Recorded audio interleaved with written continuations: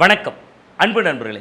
தமிழக பாஜகவோட முன்னாள் தலைவர் வீத லீடர்ஸ் அமைப்பை தொடங்கி வெற்றிகரமாக நடத்திட்டு இருக்கார். இதுவரை 19 லட்சம் உறுப்பினர்களும் அதில் சேர்ந்திருக்காங்க.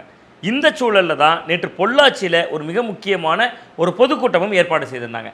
மது ஒழிப்பு அப்படிங்கிறத மையப்படுத்தி தான் அண்ணாமலை அவர்கள் அந்த கூட்டத்தை நடத்தியிருந்தார். அந்த கூட்டத்திற்கு பின்னால் இருக்கக்கூடிய செய்திகள் என்ன, அண்ணாமலை அவர்களுடைய அரசியல் கணக்கு என்ன, அந்த கணக்கு தமிழ்நாட்டில் எடுபடுமா, ரொம்ப முக்கியமாக 2031 ஆட்சி மாற்றம் நிச்சயம் அப்படின்னு சொல்கிறார் அண்ணாமலை. அது எந்த அளவுக்கு சாத்தியம், அண்ணாமலை அவர்களுடைய அரசியல் எதை நோக்கி போக போகுது அப்படிங்கிறத டீகோட் பண்ணுறதா இந்த வீடியோவோட நோக்கம். வாங்க நம்ம வீடியோக்குள்ளே போயிடலாம். அண்ணாமலை தமிழ்நாட்டில் பாஜகவை கடைக்கோடி வரை காலூன்ற செஞ்சதில் அண்ணாமலை அவர்களோட பங்களிப்பு முக்கியமானது. நம்ம அண்ணாமலை அவர்கள் மீது தனிப்பட்ட விமர்சனம் பல வைத்தாலும், பாஜக என்கிற கட்சி மீது விமர்சனங்கள் வைத்தாலும், யாராலும் தவிர்க்க முடியாத ஒரு சக்தியாக தமிழ்நாட்டில் 2024 தேர்தலில் பாஜக இருந்தது. கிட்டத்தட்ட அந்த தேர்தலில் 8 தொகுதிகளில் அதிமுக வைப்பு தொகையை பறி கொடுத்தது, டெபாசிட் தொகையை பறி கொடுத்தது. ரொம்ப ரொம்ப முக்கியமாக பாஜகவை பொறுத்தவரை அவர்கள் தலைமையில் ஒரு கூட்டணியும் அமைச்சாங்க. தமிழ்நாட்டில் பாஜக இதுவரை இல்லாத அளவிற்கு அண்ணாமலை மாநில தலைவராக இருந்தபோது கடந்த 2024 ஆண்டில் ரொம்ப ரொம்ப முக்கியமாக 11% ஓட்டு எடுத்தது. அதனுடைய கூட்டணி கட்சிகள்லாம் சேர்ந்து 18% ஓட்டு எடுத்தது. இது பலருக்கு பூர்வம் உயர்த்த வைத்தது. இப்போ இந்த இடத்துல தான் தேர்தல் முடிவுகளுக்கு பின்பு அதிமுகவோடையே ஒரு வேலை இருந்திருந்தா பாஜக அதிமுக அலையன்ஸ் 10 சீட்டுக்கு மேலே ஜெயிச்சிருக்கோம், 2 கட்சிக்கும் நல்ல எதிர்காலம் இருந்திருக்கும். மத்தியில் வேற பாஜக மைனாரிட்டி அரசாக இருக்குது. ஸோ அந்த நேரத்தில் அதிமுக பாஜக அலையன்ஸ் தமிழ்நாட்டிலையும் குறிப்பிடத்தகுந்த தாக்கத்தை ஏற்படுத்தியிருக்கும்னு அண்ணாமலை அவர்களுக்கு எதிராக பல விஷயங்களும் பேசப்பட்டது. பாஜக தலைமையும் 2026 சட்டமன்ற தேர்தலை மனசில் வச்சோம், அதிமுக பாஜக அலையன்ஸை மனசில் வச்சோம்.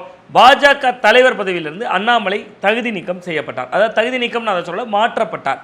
அவர் அந்த மாற்றப்பட்டதனுடைய பின்னணி அப்படிங்கிறதுடைய அடிப்படையில் அவர் ஒரு கட்டத்துக்கு மேலே ரொம்ப ஆக்டிவாக செயல்பட்டோம். என் மண் என் மக்கள் யாத்திரையெல்லாம் போனோம். இவ்வளவும் செய்த பிறகும் 11% வாக்குகளை காட்டிய பிறகும் பாஜக நம்மை உரிய முறையில் அங்கீகரிக்கலை அப்படிங்கிறதுக்காக அண்ணாமலை வீத லீடர்ஸ் அப்படிங்கக்கூடிய அமைப்பை தொடங்கினார். இப்பொழுதும் சொல்கிறேன், இது அமைப்பு தான். இந்த அமைப்பை தொடங்கி ஒரு 30-35 நாட்களில் இதுவரை 19 லட்சம் பேர் சேர்ந்திருக்காங்க. இந்த சூழலில் தான் பொள்ளாச்சியில் மாநாடு. ஆனால் இந்த மாநாட்டில் இது அரசியல் கட்சியாக மாறலை. அவர் மீண்டும் என்ன சொல்கிறாரு, ஒவ்வொரு மாதமும் ஒவ்வொரு கருப்பொருள் எடுப்போம், ஒவ்வொரு தீம் எடுப்போம். இது முதல் மாதம், இந்த மாதத்தில் போதை ஒழிப்பு எடுத்திருக்கோம், அடுத்து மகளிர் நலன் எடுப்போம், அதுக்கடுத்து குழந்தைகள் நலன் எடுப்போம், அடுத்த 6 மாதங்களுக்கு வரிசையாக கூட்டங்கள் மட்டும்தான் போட போகிறோம். அப்படி பலகட்ட கூட்டங்களை போட்டுவிட்டு 6 மாதங்கள் இந்த உறுப்பினர் எண்ணிக்கை 19 லட்சத்துலேருந்து 50 லட்சமாக என்னைக்கு உயர்கிறதோ அதற்கு பிறகு அரசியல் கட்சியாக வருவோம் அப்படின்னு சொல்கிறார். அப்போ இது கிட்டத்தட்ட பாஜகவுக்கு தமிழ்நாட்டில் 11% ஓட்டை வாங்க வைத்தவர். 50 லட்சம் உறுப்பினர்கள் பாஜகவிலேயே இருக்காங்க. அதில் நேர்பாதி நீங்கள் பார்த்தீங்கன்னா 25 லட்சம். அப்போ பாஜகவிலேயே இன்னும் பெரும்பகுதி பேர் அண்ணாமலை அவர்களால் ஈர்க்கப்படாதவர்களாக மாறியிருக்காங்க. இன்னொன்று அவர் பேசக்கூடிய அரசியல், கரூர் விவகாரத்தில் கிட்டத்தட்ட இந்து அறநிலையத்துறைக்கு அல்லது கோயில்களுக்கு சொந்தமாக இருந்த நிலங்களில் பட்டா கொடுத்ததை தாவேக அரசை வரவேற்கிறார். அது பிஜேபி எதிர்க்குது. அப்போ பிஜேபி என்னென்னா இவர் வலதுசாரித்துவ அரசியலை விட்டு நகர்கிறார் என்கிறத ஃபோக்கஸ் பண்ணுது. காரணம் என்னென்னா அப்போ தான் அவர்களுக்கு அவர்களுடைய ஓட்டை தக்க வைக்க முடியும். அண்ணாமலை அவர்களை பொறுத்தவரை நேற்று பேசுகிற பொழுது பொள்ளாச்சியில் சொல்கிறார், என் மதம் எனக்கு பெரிதுங்க, அவர்களுக்கு அவரவர்கள் மதம் இது, நான் ஜாதியும் மதத்தையும் வீட்டில் கலற்றி வைத்து விட்டு வந்து விடுவேன்கிறார். இதே அண்ணாமலை அவர்கள் முருகன் மாநாட்டில் என்ன பேசினார் என்பது போன்ற பல விஷயங்கள் இருக்குது. அப்போ தமிழ்நாட்டு அரசியலில் காலூன்றணும், தடம் பதிக்கணும்னா நீங்கள் தமிழ்நாட்டில் திராவிட அரசியல் பாணியிலான அரசியலை செய்ய வேண்டும் என்கிற நெருக்கடி அண்ணாமலை அவர்களுக்கு இருக்குது. அந்த நெருக்கடியில் அவருக்கு இரட்டை சிக்கல்கள் இருக்குது, 2 சவால்கள் இருக்குது. ஒரு சவால், அவர் ஏற்கனவே அவர் பின்னால் திரண்டிருக்காங்களே 19 லட்சம் பேர், அவர்களில் பெரும்பகுதி பேர் வலதுசாரித்துவ அரசியலில் இருக்கக்கூடியவர்கள். ரொம்ப குறிப்பாக சொல்லப்போனால் மத்தியில் மோடி அவர்கள் மீது பாசத்தோடும் மாநிலத்தில் அண்ணாமலை மீது பாசத்தோடும் சேர்ந்தவர்கள் வீத லீடர்ஸ் அமைப்பில்.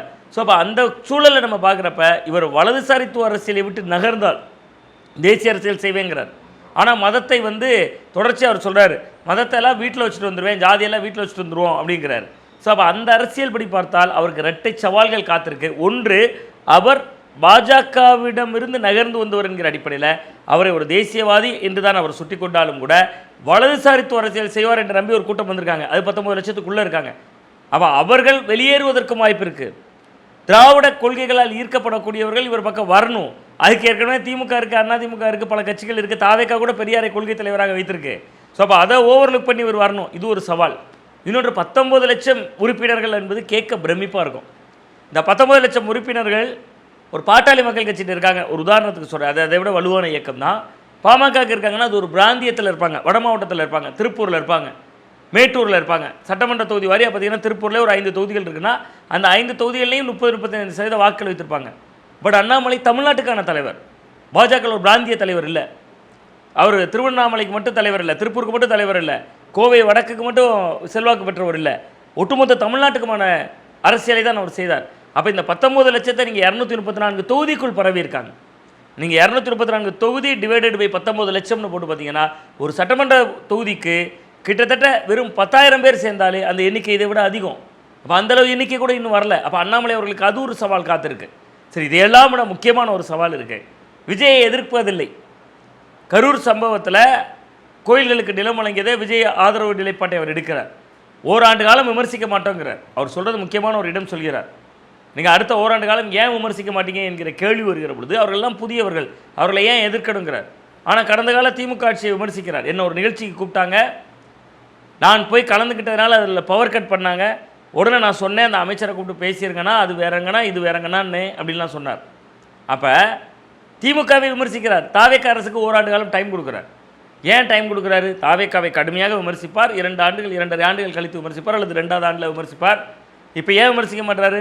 அண்ணாமலை குறிவைப்பதும் இளைஞர்கள் வாக்கில் தான், ஜென்சி வாக்கில் தான், படித்தவர்கள் வாக்கில் தான், இளைஞர்களுடைய பெருங்கூட்டத்தை தான் விரும்புகிறார். அந்த இளைஞர்கள் வாக்கெல்லாம் இப்போ விஜய் பக்கம் இருக்குது, 35%க்குள்ளே இருக்குது. அடுத்தடுத்த தலைமுறையை உருவாகுறாங்க. இப்போ 14 வயது 15 வயது 16 வயது ஆனவங்க 31 ஓட்டு போடக்கூடிய தலைமுறையாக வருவாங்க.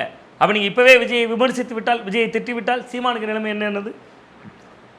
விஜயை கடுமையாக விமர்சித்தார். 8% இருந்த வாக்குத்திறல் 4% போச்சே. மாற்றம் என்று வந்தவர்களும் விஜய் ஒரு மாற்றமாக இருக்கும் என்று நகர்ந்தார்கள் முதல்வர் அவர்களை. இன்னொரு பக்கம் இளைஞர்கள் புதிதாக ஒவ்வொரு ஜென்ரேஷன் உருவாகிற பொழுதும் அந்த இளைஞர்களை சீமான் ஈர்ப்பார். இந்த முறை அந்த ஈர்ப்பு விஜய் அவர்களின் பக்கம் நகர்ந்து விட்டது. ஸோ அந்த அடிப்படையில் நம்ம பார்க்குறப்ப அண்ணாமலை அவர்களுடைய வியூகம் என்னென்னா, விஜய் எந்த இளைஞர்களை ஈர்த்தாரோ அந்த இளைஞர்கள் மத்தியில் போய் சேரணும். இளைஞர்கள் பலம் தான் தேசத்தின் பலம். அதனால தான் அவர் சுட்டி காட்டுறார். இந்த 19 லட்சம் உறுப்பினர்கள் என்ற 14% இளைஞர்கள் இருக்காங்கங்கிறார். அது கேட்க பிரமிப்பாக இருக்கும் நான் சொன்ன மாதிரி. ஆனால் 2.25 லட்சம் இளைஞர்கள் தான். அது காணாது 234 தொகுதிகளுக்கு. அதனால தான் அவர் சொல்கிறார், ஒவ்வொரு உறுப்பினரும் 3 பேரை சேர்த்திங்கன்னா இந்த எண்ணிக்கை அப்படியே ட்ரிபிள் ஆகி 50 லட்சத்தை நம்ம தாண்டிடுவோங்கிறார்.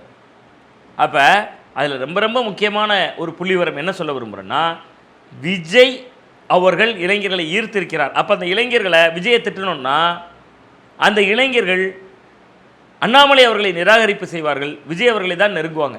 ஸோ அப்போ அவர் என்னென்னா, முதல் ஓராண்டுகள் கள செயல்பாட்டின் வழியாக நம்ம என்ஜிஓ பாலிடிக்ஸ் அந்த அடிப்படையில் சுற்றுச்சூழல் மாநாடு, குழந்தைகள் நலன், முதியோர் நலன், பெண்கள் நலன் அப்படியே போகிற பொழுது, வளர்ச்சிக்கான அரசியலை பேசுகிற பொழுது அந்த இளைஞர்கள் அண்ணாமலை அவர்களுடைய அரசியலுக்கு செவிமடுப்பார்கள். அதாவது காது கொடுத்து கேட்பாங்க. அதற்கு பிறகு தன்னால் ஈர்க்க முடியும் என்று அவர் நம்பலாம். இது அவருடைய வியூகம் அப்படின்னு நான் பார்க்குறேன். பட் அவர் சொல்கிற 2031 ஆட்சி மாற்றம் நிச்சயம் அப்படின்னு சொல்கிறார் அண்ணாமலை அவர்கள். ஸோ அண்ணாமலை அவர்களை பொறுத்தவரை இன்றைய சூழலில் பாஜகவுக்கு தான் சவால். அப்புறம் திராவிட கட்சிகளுக்கோ விஜய் அவர்களுக்கோ இன்றைய களச்சூழலில் சவால் இல்லை. ஆனால் காலங்கள் மாறலாம், காட்சிகள் மாறலாம். 5 ஆண்டுகள் ஒரு ஆட்சியின் மீதான அதிருப்தியும் வரலாம், அபரிவிதமான ஆதரவும் வரலாம். அது காலம் தீர்மானிக்கும், மக்கள் தீர்மானிப்பார்கள். அண்ணாமலை அவர்களுடைய நுண்ணு அரசியல் குறித்து பல்வேறு வகையான கருத்துக்களையும் இந்த வீடியோவில் நம்ம பார்த்துருக்கோம். இதை தாண்டி வேறு என்னவாவது கோணங்கள் இருந்தால் நீங்களும் அதை பற்றி மறக்காம கமெண்ட் பாக்ஸில் கமெண்ட் பண்ணுங்கள். மீண்டும் நல்ல ஒரு அரசியல் அப்டேட்டோடு உங்களை சந்திக்கின்றேன். நன்றி, வணக்கம்.